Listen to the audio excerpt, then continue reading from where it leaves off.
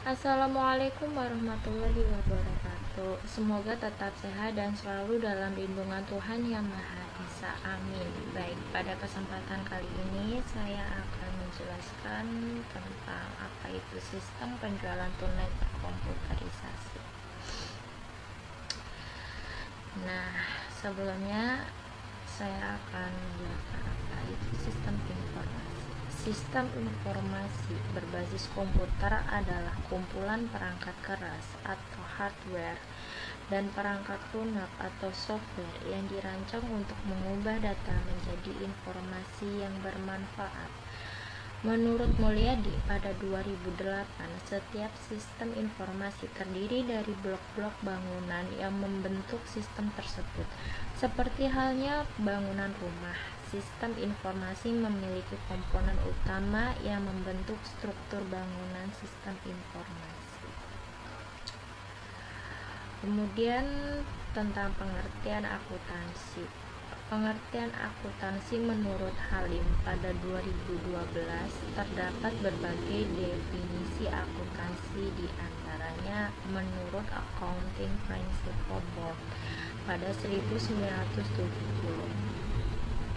Akuntansi adalah suatu kegiatan jasa yang fungsinya menyediakan informasi kuantitatif, terutama yang bersifat keuangan, tentang entitas ekonomi yang dimaksudkan agar berguna dalam mengambil keputusan ekonomi, membuat pilihan-pilihan nalar di antara alternatif arah tindakan. Kemudian menurut American Accounting Association pada 1966, akuntansi adalah suatu proses pengidentifikasian, pengukuran, pencatatan, dan pelaporan transaksi ekonomi atau keuangan dari suatu organisasi atau entitas yang dijadikan sebuah informasi dalam rangka pengambilan keputusan ekonomi oleh pihak-pihak yang memerlukan. Pengertian ini juga dapat melingkupi penganalisisan laporan yang dihasilkan oleh akuntansi tersebut. Kemudian pengertian tentang penjualan. Menurut Suddenly pada 2005 bahwa menjual atau penjualan adalah suatu tindakan untuk menukar barang atau jasa dengan uang dengan cara mempengaruhi orang lain agar mau memiliki barang yang ditawarkan, sehingga semua belah pihak mendapatkan keuntungan dan kepuasan tersendiri. Oke, next pada prosedur penjualan. Customer atau pembeli datang ke toko untuk membeli barang yang diinginkan, lalu melakukan transaksi ekonomi. Kemudian petugas toko atau bagian penjualan melayani apa yang dibutuhkan customer. Lalu bagian penjualan mengkonfirmasi ke gudang apakah barang yang diminta customer tersedia ataukah tidak.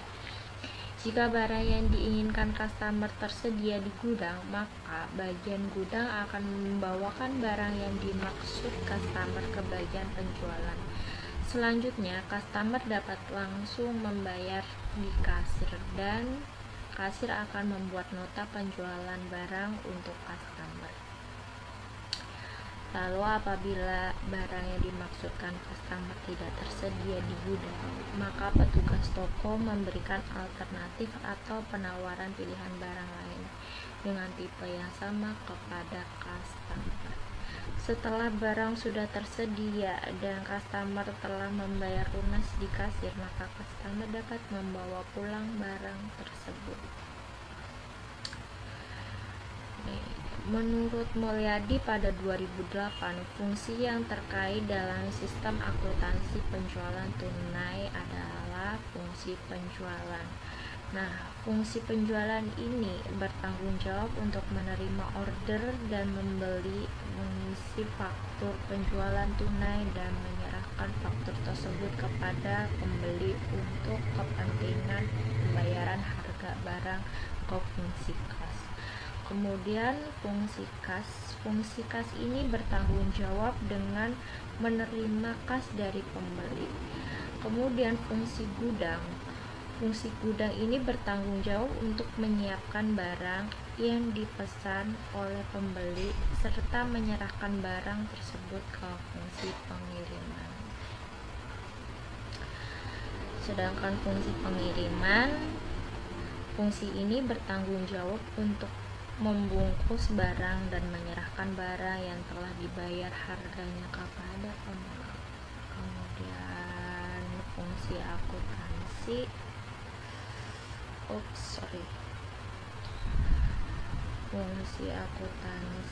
itu fungsi ini bertanggung jawab sebagai pencatat transaksi penjualan dan penerimaan kas serta membuat laporan penjualan. Kemudian prosedur order barang. Konsumen melakukan order barang kepada pramuniaga. Kemudian pramuniaga membutuhkan nota penjualan 3 lembar. Lembar pertama diberikan kepada kasir beserta barang yang telah disiapkan. Kemudian lembar kedua diberikan kepada konsumen untuk melakukan pembayaran ke kasir. Dan lembar ketiga diarsipkan sementara oleh pramuniaga yang kemudian akan diserahkan ke bagian akuntansi. Begitupun ada prosedur pembayaran. Pembayaran dilakukan di bagian kasir. Konsumen memberikan nota penjualan dan kemudian kasir mengecek, menghitung, dan menyiapkan barang. Setelah dihitung semuanya, lalu kasir mempersiapkan konsumen melakukan pembayaran. Oleh kasir mengecek sejumlah uang yang dibayarkan sesuai dengan nota penjualan, kemudian memvalidasi nota penjualan dan mengecek nota pembayaran sebanyak 3 rangkap dan pita register kas 2 rangkap. Nota pembayaran rangkap pertama dan pita register kas rangkap pertama diberikan kepada konsumen beserta barang. Nota pembayaran rangkap kedua dan pita register kas rangkap kedua diberikan kepada bagian akuntansi. Nota pembayaran rangkap ketiga diarsipkan sementara berdasarkan waktu. Kemudian dari nota pembayaran kasir membuat catatan khusus mengenai register uang masuk dan nota setoran uang tunai 2 rangkap yang akan diserahkan kepada pemilik beserta uang tunai.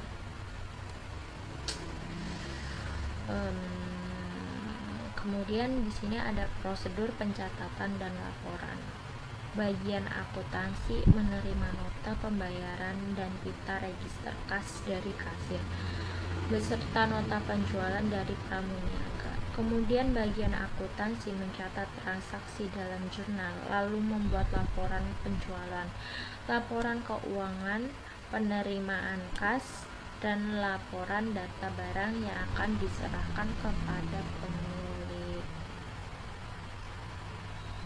Di sini ada dokumen yang digunakan dalam informasi yang dihasilkan, yakni nota penjualan, nota pembayaran, pita register kas, serta nota setoran. Kemudian ada informasi yang dihasilkan dalam pembuatan sistem, yakni berupa laporan penjualan barang, laporan data barang, laporan penerimaan kas, dan laporan keuangan. Nah, dari yang saya jelaskan tadi, ya kan, di sini ada bentuk dari DF-nya. Pramuniaga membuat nota lalu masukkan ke data penjualan.